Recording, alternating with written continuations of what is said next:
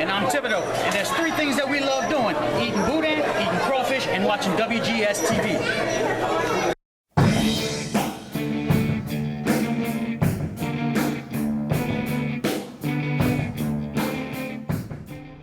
Hello everyone, welcome to another installment of WGS-TV right here on YouTube.com/WrestleGamer and ZFX-TV. I'm Double B Billy Boudreaux, and this is going to be my Impact Wrestling review for the week of November 29, 2012.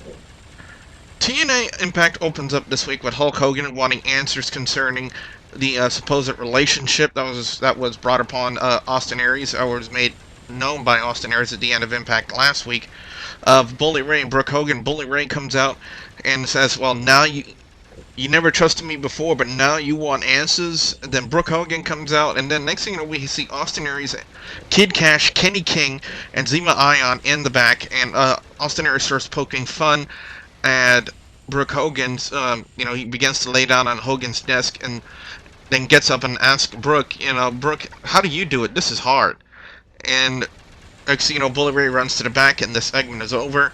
I'm still very confused as to where they're going with this. What are they doing with this? I'm not sure if this is a rip on, Triple H and Stephanie McMahon. If you think about it, Bully Ray is sleeping with seeing the boss's daughter, and that's exactly what happened with Triple H and Stephanie and Vince McMahon. So I'm really not sure, if TNA is just doing a parody of it with Bully Ray and Brooke Hogan. So who knows where they're going to be going from here. 3.5 out of 5 on the opening segment because of the pure confusion. But a wonderful way, a great opening match with Mickie James and Gail Kim. And I'm not just saying that because they're hot. Well, mostly because they're really, really hot. But the fact that they actually know how to wrestle is also a very much added bonus. Mickie James, the current #1 contender for the Knockouts Championship, taking on the first ever Knockouts champion, and Gail Kim. It was a very good match. It served two purposes. One, it was a one-on-one encounter between the last two participants in the Knockouts Battle Royal, which saw Mickie James become the #1 contender. And two, it was to put Mickie James over and also make Gail Kim look good as well. And, well, she don't need much to look good because she is hot. And I'll tell you what, their significant others in their lives are extremely lucky because they got two gorgeous knockouts in their lives. And I love Daisy Duke shorts for a reason. Mickie James, 4 out of 5 on this. Bobby Roode comes out next, and he cuts a promo about his upcoming match with Jeff Hardy for the World Heavyweight title at Final Resolution, and then starts to cut a short little promo about Jeff Hardy's match with Christian York. Christian York comes out, and this is what I love about Christian York when, even though it's a short period of time in TNA, this is what I've seen from him, and this is what I love about his promos. He brings a certain level of intensity into his promos. I mean, the guy's jacked, he's ready to fight, and he brings that kind of intensity into his promos, and I just love that. He does a great job of it. And next thing you know, we have a match between Roode and Christian York. I figured Roode was going to go over, and that's what happened. But, man, Christian York looked just as good this week as he did last week against Jeff Hardy. I mean, they are really heavily pushing Christian York. I mean, first the match last week with Jeff Hardy, and now we had a match with him and Bobby Roode, and it was a great match. Both guys looked really good. Roode wanted to take it a step further after the match was over. Roode gets the win with a crossface, but then he goes for a steel chair to try to, take out Christian York, and Jeff Hardy runs in and makes the save. More build in between, between these two, and again, it was still a really great match. I love the promo, and again, great build with Roode and Hardy. 4.5 out of 5 on this one. AJ Styles has been having a little bit of an issue with James Storm. The fact that James Storm, was still complaining with the fact that he got cheated out of his title match. And AJ Styles comes in and says, well, you got no right to complain because I can't get a title match for another year. So, next thing we had Storm and Styles taking on the World Tag Team Champions of the world. That's Kazarian and Daniels. Even though they don't have the titles anymore, they're still considering themselves the World Tag Team Champions of the world. I thought this was a very entertaining match. You got 4 guys who really know what they're doing. the way they to me, this is what the vibe I'm getting about AJ Styles is the fact that they're trying to make Styles look like he's lost a few steps, considering the fact that he lost at a turning point where now he cannot get another title match for another year. So, I think that's what they're trying to play. That Styles has lost a few steps. He's going to start to get frustrated. He's starting to get angry. And apparently, he'll probably start a feud with James Storm. In all likelihood, that's where it could be headed between him and James Storm. And they might use this to turn him heel. I'm not saying they will do it, but, that's the perspective that I get. That's what when I think about it, that's the vibe that I get, that they possibly could use, this angle to, one, make Styles get more frustrated, look like he's lost a few steps, and then turn him heel and start a feud with James Storm. I mean, they gotta use Styles for something. They can't push him for a World Heavyweight title match for another year unless they try to, do something to counteract that. So, but again, the tag match looked really good. Can't really complain about it. Very entertaining. 4 out of 5 on this one. And next thing you know, we have Devon. Devon makes a bold statement saying that next week he wants his television title back. He wants Samoa Joe. And if Hulk Hogan does not comply, then more people will get hurt, courtesy of Aces and Eights. Samoa Joe answers and says he'd be glad to face him. And so next week we have a television title match. It's going to be Devon taking on Samoa Joe, and that should be very interesting to see whether or not TNA... Well, let me say this. If TNA puts the television title back on Devon, that will probably...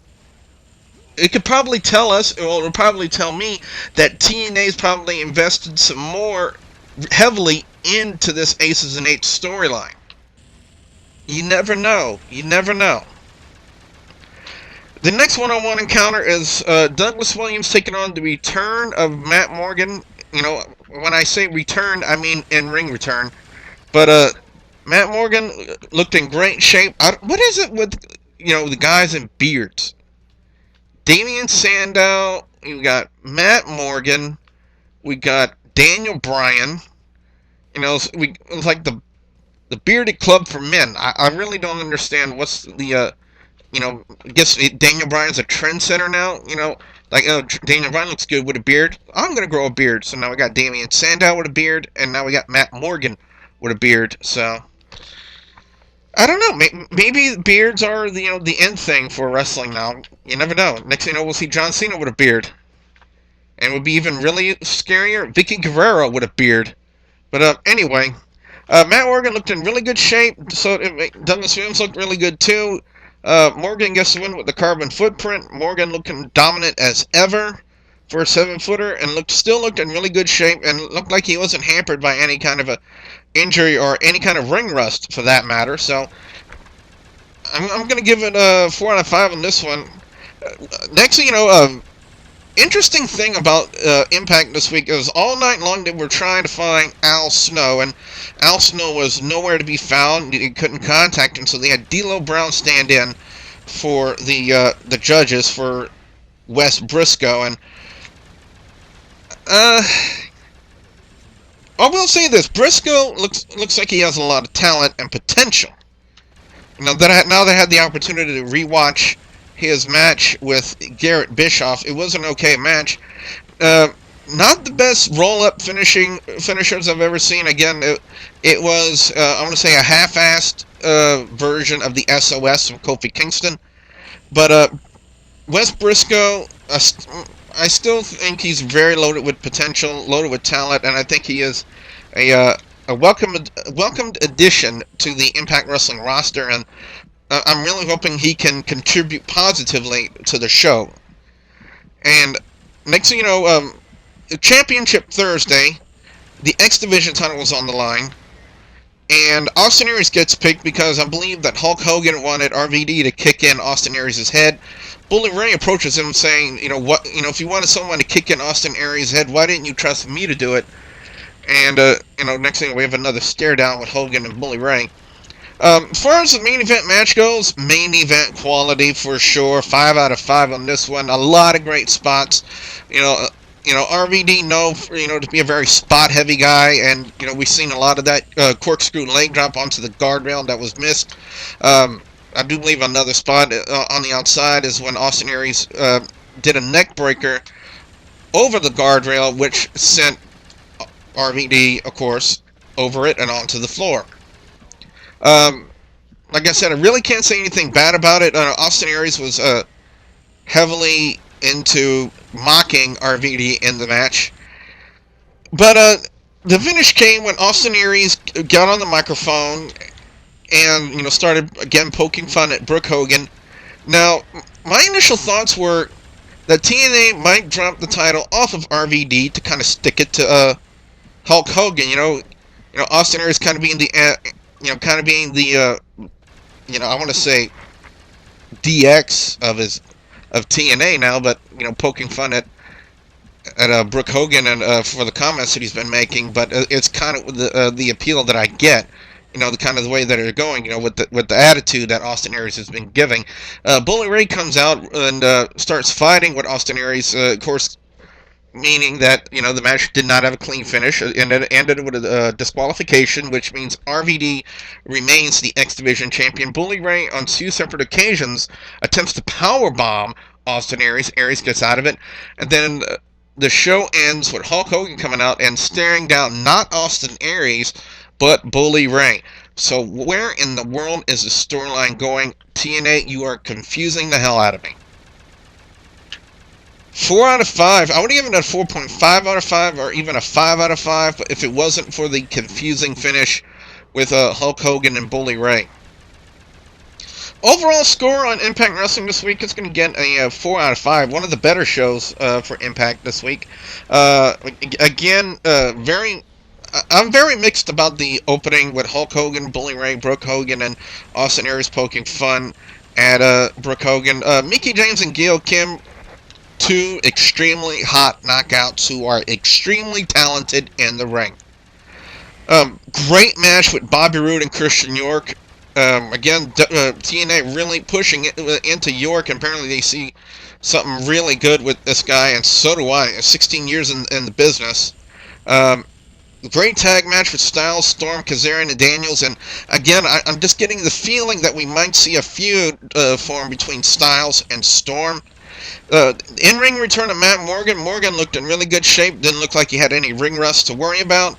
Wes Briscoe, I'm really hoping again that he can really contribute in a positive fashion, positive facet to the Impact roster. And Austin Aries with RVD. Again, like I said, my initial thoughts were that they would drop the title off of RVD, put it on Austin Aries to kind of stick it to Hulk Hogan, but they didn't go that route, so they had the dirty finish. Well, I'll say dirty finish, but we had the interference. Bully Ray comes out in a fit of anger to attack Austin Aries, and then the stare down with Bully Ray and Hulk Hogan. Again, I'm just really confused as to where they're going with this. So what I want to know from you guys out there, as the viewers and subscribers, your thoughts on Impact Wrestling this week. Be sure you put your comments in the comment section below. Make sure to like and favorite this video. And please don't forget to please subscribe to youtube.com/WrestleGamer and youtube.com/ZFXTV Network. So with that being said, I'm Double B Billy Boudreaux saying thank you very much for watching.